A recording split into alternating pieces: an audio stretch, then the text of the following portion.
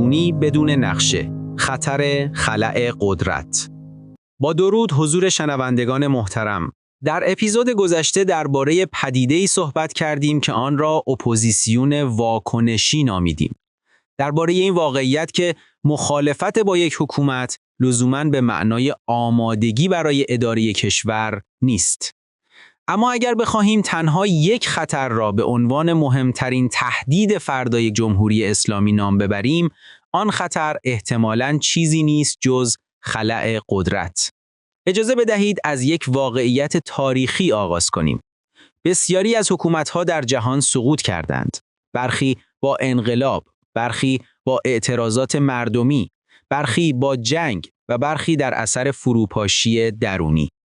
اما آنچه سرنوشت کشورها را تعیین کرده صرفاً لحظه سقوط نبوده است، بلکه روزها، هفته‌ها و ماه‌های پس از سقوط بودند. در آن لحظه حساس یک پرسش حیاتی مطرح می شود. چه کسی کشور را اداره خواهد کرد؟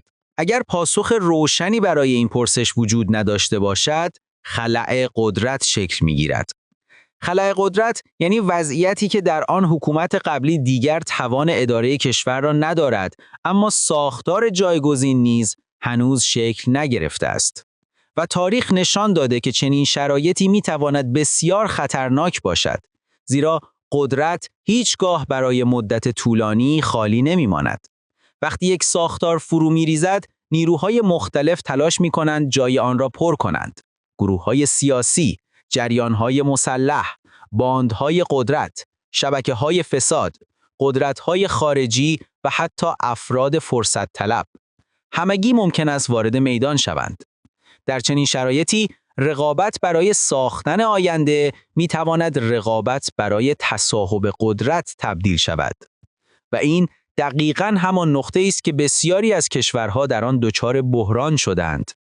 یکی از اشتباهات رایج در فضای سیاسی این است که تصور می شود سرنگونی پایان مبارزه است، در حالی که واقعیت کاملاً برعکس است. سرنگونی آغاز مرحله جدید است، مرحله‌ای که معمولاً بسیار دشوارتر از دوران مبارزه با حکومت موجود است. زیرا تا پیش از آن همه بر سر یک موضوع توافق دارند. این حکومت باید برود. اما پس از آن اختلافات آغاز می شوند. چه نوع نظامی باید جایگزین شود؟ چه کسانی مسئول دوران انتقال باشند؟ قانون اساسی جدید چگونه تدوین شود؟ انتخابات چه زمانی برگزار شود؟ نهادهای امنیتی چگونه مدیریت شوند؟ اقتصاد چگونه کنترل شود؟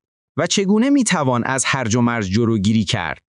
اگر برای این پرسش‌ها از پیش پاسخی وجود نداشته باشد، جامعه وارد منطقه‌ای خطرناکی می شود. منطقه‌ای که در آن تصمیم‌ها تحت فشار بحران گرفته می شوند و تصمیم‌هایی که در شرایط بحران گرفته شوند همیشه بهترین تصمیم‌ها نیستند. به همین دلیل کشورهای موفق معمولاً قبل از وقوع تغییرات بزرگ درباره دوران گذار فکر می‌کنند. آنها منتظر روز سقوط نمی‌مانند تا تازه درباره فردای آن تصمیم بگیرند. زیرا بسیاری از تصمیم‌های حیاتی باید پیش از وقوع بحران آماده شده باشند. برای مثال، چه نهادی امنیت عمومی را حفظ خواهد کرد؟ چه کسی مسئول بانک مرکزی خواهد بود؟ چه کسی پرداخت حقوق کارکنان دولت را مدیریت خواهد کرد؟ چه کسی مسئول آب، برق، گاز، مخابرات و خدمات حیاتی خواهد بود؟ چه نهادی از تمامیت ارضی کشور محافظت خواهد کرد؟ و چه سازوکاری مانع از انتقام‌جویی و تسویه حساب‌های سیاسی خواهد شد؟ اینها پرسش‌هایی نیستند که بتوان پاسخ آنها را در خیابان پیدا کرد. اینها نیازمند برنامه‌ریزی، تخصص و آمادگی هستند. در واقع یکی از مهمترین تفاوت‌ها میان انقلاب و گذار در همین نقطه نهفته است. انقلاب می‌تواند یک حکومت را سرنگون کند، اما گذار وظیفه دارد کشور را اداره کند. انقلاب می‌تواند ساختار قبلی را متوقف کند، اما گذار باید ساختار جدید را ایجاد کند. انقلاب می‌تواند با شور و هیجان پیش برود، اما گذار نیازمند نظم، مدیریت و مسئولیت پذیری است. به همین دلیل است که در پروژه فراتر از سرنگونی بارها بر یک اصل تاکید می‌کنیم. حفظ ایران مهمتر از تصرف قدرت است. زیرا اگر کشوری دچار فروپاشی اقتصادی، جنگ داخلی، بحران امنیتی یا تجزیه شود، دیگر تفاوت چندانی نمی‌کند چه گروهی پیروز شده باشد. در چنین شرایطی همه بازنده خواهند بود. هدف یک گذار موفق فقط تغییر حکومت نیست.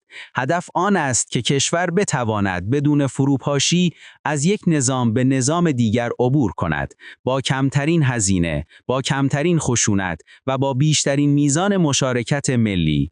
شاید مهمترین پرسش فردای جمهوری اسلامی این نباشد که چه کسی قدرت را به دست خواهد گرفت، بلکه این باشد که چگونه میتوان از خلاء قدرت جلوگیری کرد. چگونه میتوان نظم عمومی را حفظ کرد؟ چگونه میتوان اعتماد عمومی را بازسازی کرد؟ و چگونه میتوان قدرت را دوباره به ملت بازگرداند؟ این پرسش ها ما را به موضوع اپیزود بعدی میرسانند. موضوعی که ریشه بسیاری از شکست‌های سیاسی در تاریخ ایران و جهان بوده است. بحران منجیسازی در فرهنگ سیاسی ایران. چرا همواره به دنبال یک ناجی می‌گردیم؟ و چرا این جستجو بارها ما را به همان نقطه اول بازگردانده است؟ سپاسگزارم که تا پایان این اپیزود همراه بودید. تا اپیزودی دیگر از مجموعه فراتر از سرنگونی، پاینده ایران.